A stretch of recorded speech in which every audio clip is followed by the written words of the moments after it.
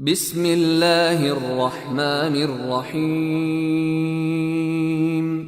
إنا أرسلنا نوحا إلى قومه أن أنذر قومك من قبل أن يأتيهم عذاب أليم. قال يا قوم إني لكم نذير مبين، أن اعبدوا الله واتقوه وأطيعون، يغفر لكم من ذنوبكم ويؤخركم إلى أجل مسمى، إن أجل الله إذا جاء لا يؤخر لو كنتم تعلمون. قال رب إني دعوت قومي ليلا ونهارا فلم يزدهم دعائي إلا فرارا، وإني كلما دعوتهم لتغفر لهم جعلوا أصابعهم في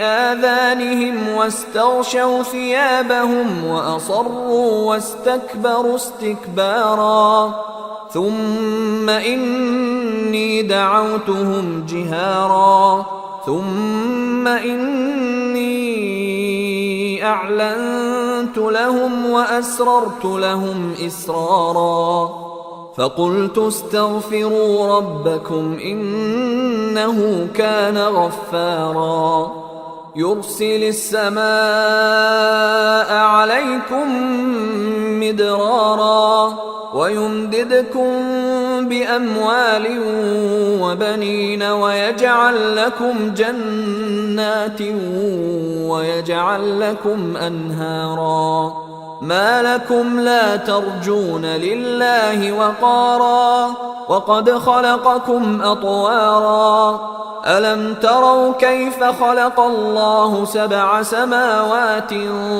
طباقا وجعل القمر فيهن نورا وجعل الشمس سراجا، والله أنبتكم من الأرض نباتا ثم يعيدكم فيها ويخرجكم إخراجا، والله جعل لكم الأرض بساطا لتسلكوا منها سبلا فجاجا.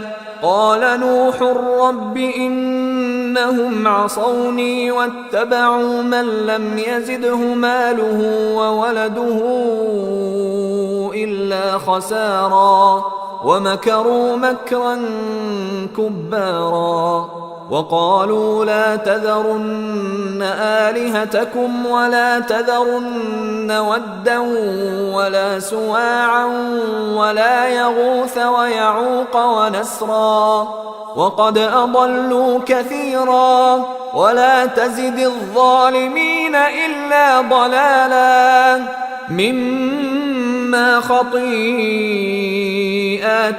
أغرقوا فأدخلوا نارا فلم يجدوا لهم من دون الله أنصارا. وقال نوح رب لا تذر على الأرض من الكافرين ديارا، إنك إن تذرهم يضلوا عبادك ولا يلدوا إلا فاجرا كفارا. رب اغفر لي ولوالدي ولمن دخل بيتي مؤمنا وللمؤمنين والمؤمنات ولا تزد الظالمين إلا تبارا.